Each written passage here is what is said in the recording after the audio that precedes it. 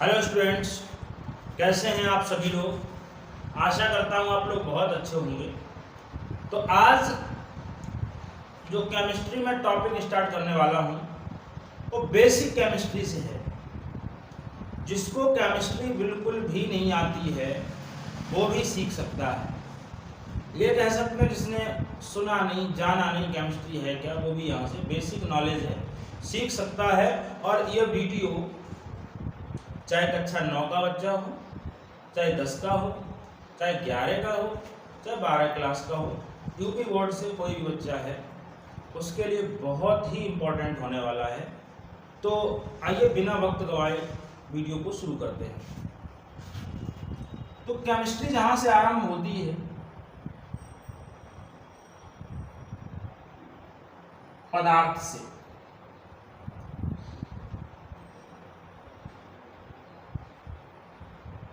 पदार्थ किसे कहते हैं? तो ऐसी सभी वस्तुएं, आप जानते होंगे, ऐसी सभी वस्तुएं जो स्थान घेरती हैं, जिनमें द्रव्यमान होता है तथा जिनका अनुभव हम अपनी पांचों ज्ञानेंद्रियों के द्वारा कर सकते हैं, उन्हें क्या कहते हैं? पदार्थ कहते हैं। जो वस्तुएं स्थान घेरती हैं और जिनमें द्रव्यमान होता है, जिनका अनुभव हम अपनी 5 ज्ञानेंद्रियां जो हैं, आंख, कान, नाक, जीभ, त्वचा, इनमें से किसी एक या एक से अधिक के द्वारा कर सकते हैं, उसे पदार्थ कहते हैं। जैसे किताब है, मेरे हाथ में मार्कर है, मोबाइल है, कुछ भी जो भी संसार में आप देखते हैं वो सभी क्या है? पदार्थ है। तो विज्ञान में पदार्थ का जो वर्गीकरण किया गया है वो प्रमुख 2 भागों में किया गया है। 2 प्रकार से पदार्थ का वर्गीकरण किया गया है।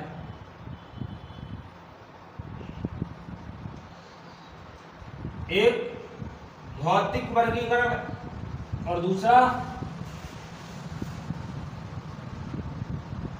रासायनिक रूप से वर्गीकृत किया गया है। तो भौतिक वर्गीकरण आप जानते हैं, पदार्थ की 3 अवस्थाएं होती हैं। कौन कौन सी?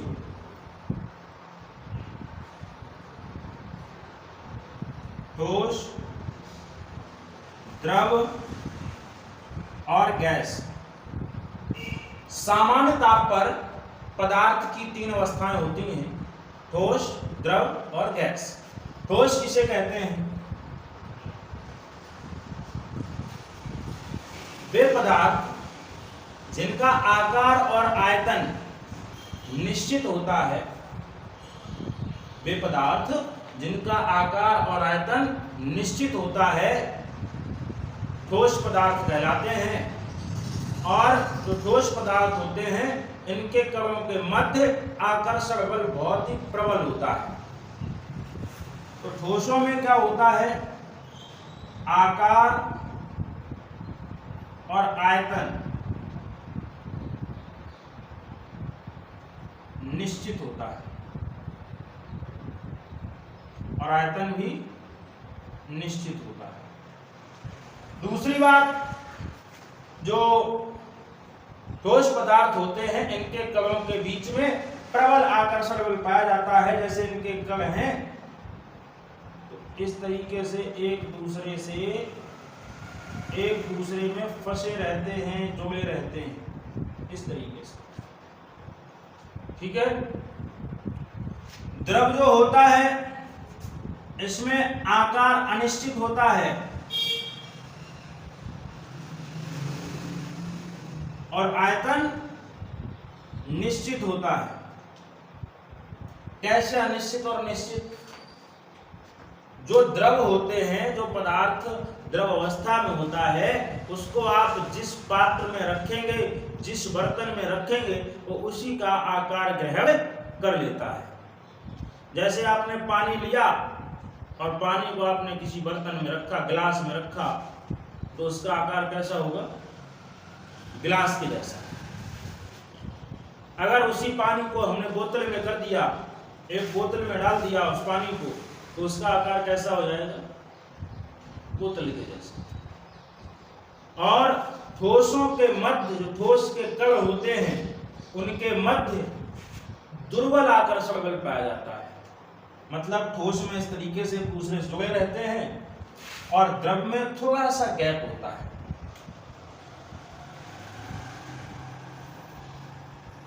इस तरीके से ये द्रव की कंडीशन है और इनके बीच में खाली स्थान ये आप देख पा रहे हैं।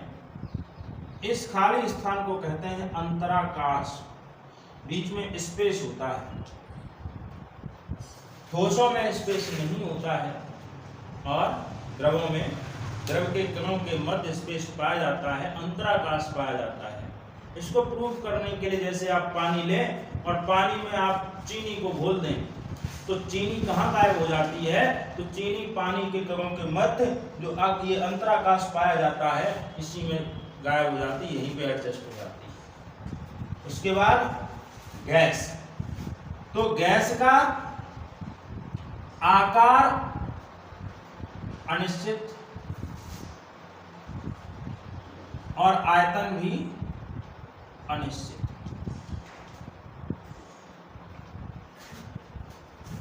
गैस का आकार और आयतन दोनों ही अनिश्चित होते हैं। कहीं पर भी गैस को आप रखें, जिस स्थान पर रखेंगे, जिस जगह में आप उसको छोड़ देंगे, खुला छोड़ देंगे, तो उसी का आकार ग्रहण कर लेगा। अगर इसको आप दबाएंगे, दाब लगाएंगे, तो इनके जो कण होंगे अत्यधिक नजदीक हो जाएंगे, तो इनका जो आयतन है वो कम हो जाएगा। अगर दाब कम कर देंगे तो गैस का आयतन बढ़ जाएगा। गैस के कणों के बीच में किसी प्रकार का कोई भी आकर्षण बल नहीं पाया जाता है। इस तरीके से किसी का किसी पे कोई प्रभाव नहीं। जब इसको दबाते हैं तो यही नजदीक हो जाते हैं, दबाव कम करते हैं तो ये अपने आप दूर दूर फैल जाते हैं। तो सामान्य ताप पर पदार्थ की 3 अवस्थाएं हैं, ठोस, द्रव और गैस। पदार्थ की 3 ही अवस्थाएं नहीं है बेटा, और भी हैं। कौन कौन सी मैं आपको बता देता हूं। एक पदार्थ की चौथी अवस्था, तो पदार्थ की चौथी अवस्था कहलाती है प्लाज्मा। पदार्थ की 5वीं अवस्था ये कहलाती है BEC, बोस-आइंस्टाइन कंडेंसर। और पदार्थ की 6वीं अवस्था ये कहलाती है FOC, फर्मिओनिक कंडेंसर। ये उच्चतम टेम्परेचर पे प्राप्त होती है, ये निम्नतम टेम्परेचर पे प्राप्त होती है, और 6वीं जो अवस्था है ये नाभिकीय संलयन अभिक्रियाओं के द्वारा प्राप्त होती है। क्लियर? अब उसके बाद पदार्थ का वर्गीकरण एक हो गया भौतिक, इस तरीके से ठोस, द्रव, गैस में। रासायनिक वर्गीकरण जो होता है वो 2 प्रकार से होता है। कितने प्रकार से? 2 प्रकार से। एक शुद्ध पदार्थ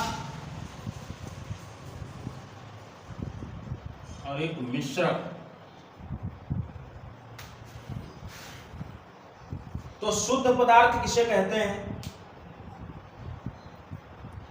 तो ऐसे पदार्थ जो एक ही प्रकार के कण से मिलकर के बने होते हैं उन्हें शुद्ध पदार्थ कहते हैं।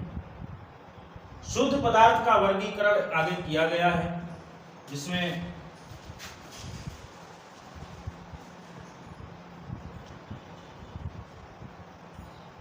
एक आता है तत्व और दूसरा आता है यौगिक। ठीक है। शुद्ध पदार्थ 2 भागों में वर्गीकृत किया गया है, एक तत्व, एक यौगिक। तो जो तत्व है ये क्या होता है? आपने पिछली कक्षाओं में पढ़ा होगा कि तत्व जो होता है वो एक ही प्रकार के कणों से मिलकर बनता है। इसको किसी भी भौतिक या रासायनिक विधि से असमान गुण वाले भागों से बनाया नहीं जा सकता और ना ही इसको किसी भी भौतिक या रासायनिक विधि के द्वारा असमान गुण वाले भागों में विभाजित कर सकते हैं।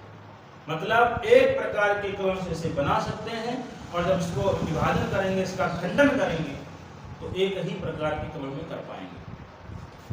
तो तत्व जो होता है बेटा वो 3 भागों में बंटता है। कितने भागों में? 3 भागों में। तो 3 भाग हैं कौन कौन से? एक धातु, एक अधातु और एक उपधातु। धातु किसे कहते हैं? ऐसे पदार्थ जो इलेक्ट्रॉन त्याग कर धनायन बनाते हैं, धनायन बनाने की प्रवृत्ति रखते हैं, उन्हें धातु कहते हैं। ऐसे पदार्थ जो इलेक्ट्रॉन को त्याग कर धनायन बनाने की प्रवृत्ति रखते हैं, क्या कहलाते हैं बेटा? धातु कहलाते हैं। अब धातु जो होती है इलेक्ट्रॉन का त्याग करती है, ऊष्मा और विद्युत का चालन करती है। धातु में एक विशेष प्रकार का गुण होता है, इसको तन्यता कहते हैं। मतलब इसको खींच करके तार बनाए जा सकते हैं। धातुओं में तन्यता का गुण पाया जाता है, क्योंकि धातुएं जो होती हैं वो ठोस अवस्था में पाई जाती हैं। केवल एक ऐसी धातु है मरकरी या पारा जो द्रव अवस्था में पाई जाती है। शेष सभी धातुएं ठोस अवस्था में पाई जाती हैं। अब ठोस होंगे तो ठोस के कणों के मध्य प्रबल आकर्षण बल होगा, तो इनको गलाने के लिए, पिघलाने के लिए ज़्यादा टेम्परेचर की आवश्यकता होगी, क्योंकि प्रबल आकर्षण बल है, उसको तोड़ना है तो ज़्यादा टेम्परेचर की आवश्यकता होगी। तो अर्थात कहने का अर्थ ये हुआ कि धातुओं के गलनांक और पतनांक बहुत ही उच्च होते हैं। धातुएं जो होती हैं उनको अगर पीटेंगे तो एक विशेष प्रकार की ध्वनि उत्पन्न होती है, जिसको धात्विक ध्वनि कहते हैं। धातुओं में एक विशेष प्रकार की चमक होती है, इसको धात्विक चमक कहते हैं। धातु क्या करती है? इलेक्ट्रॉन का त्याग। अधातु क्या करती है? इलेक्ट्रॉन को ग्रहण। ये धनायन बनाते हैं और ये ऋणायन बनाते हैं। धातु एक दूसरे का अपोजिट है। ऐसे तत्व या ऐसे तत्व जो इलेक्ट्रॉन त्याग कर धनायन बनाने की प्रवृत्ति रखते हैं, ऊष्मा एवं विद्युत का चालन करते हैं, धातु कहलाते हैं। और अधातु ऐसे तत्व जो इलेक्ट्रॉन ग्रहण करके ऋणायन बनाने की प्रवृत्ति रखते हैं, ऊष्मा एवं विद्युत का चालन नहीं करते हैं। केवल एक है कार्बन का अपर रूप ग्रेफाइट, जो विद्युत का चालन करता है, अधातु। उपधातु ऐसे तत्व जिनमें धातु और अधातु दोनों के गुण पाए जाते हैं, उसे क्या कहते हैं? उपधातु कहते हैं। ठीक है। अब आता है यौगिक पे। किन्हीं 2 तत्वों को एक निश्चित अनुपात में मिला दिया जाए तो यौगिक प्राप्त हो जाता है। 2 या 2 से अधिक पदार्थों को एक निश्चित अनुपात में मिलाने पर यौगिक प्राप्त होता है। तो यौगिक 2 प्रकार के होते हैं, एक कार्बनिक और एक अकार्बनिक।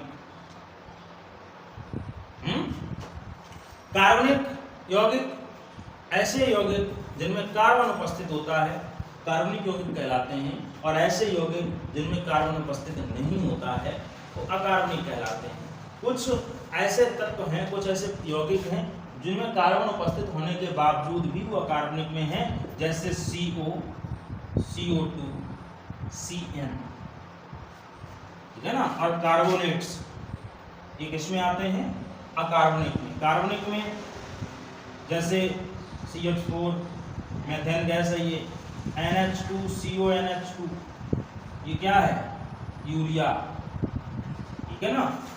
तो ये इस प्रकार के चीनी है, methane, ethane, acetylene, ethylene, urea, glucose, fructose, chloroform, diethyl ether, ethyl alcohol, जितने भी अल्कोहल्स हैं, फिनॉल है, एमीन्स हैं, वो सभी किसमें आते हैं? कार्बनिक यौगिक में। मिश्रण क्या होता है वो समझ लेते हैं। यौगिक में अनुपात निश्चित होता है। जो भी पदार्थ मिश्रित करेंगे उनका अनुपात कैसा होगा? निश्चित अनुपात होगा। और यहाँ पर मिश्रण में जिन यौगिकों को मिलाएंगे उनका जो अनुपात रहेगा वो अनिश्चित रहेगा। यानी कि 2 या 2 से अधिक पदार्थों को किसी भी अनुपात में मिलाने पर 2 या 2 से अधिक किन्हीं पदार्थों को किसी भी अनुपात में मिला दिया जाए तो क्या बन जाएगा? मिश्रण बन जाएगा। और मिश्रण बेटा 2 प्रकार का होता है, एक समांगी मिश्रण और एक विषमांगी मिश्रण। तो समांगी मिश्रण क्या होता है और विषमांगी मिश्रण क्या होता है समझिए। जब मिश्रित किए गए पूरे पदार्थ जो 2 पदार्थ हैं उनका पूरे नमूने का संगठन एक जैसा हो तो मिश्रण समांगी, जैसे चीनी और पानी का मिश्रण। और जब जो मिश्रित किए गए पदार्थ हैं उनके पूरे नमूने का संगठन हर जगह एक समान ना हो उसको क्या कहते हैं? विषमांगी मिश्रण कहते हैं। तो ये बेटा टॉपिक आपका था, बेसिक है, ये बिल्कुल बेसिक है, बेसिक है, इसको सीख लो, केमिस्ट्री सीख जाओगे, ये दावा है। ठीक है, मिलते हैं अगली बार नेक्स्ट वीडियो में। Thank you.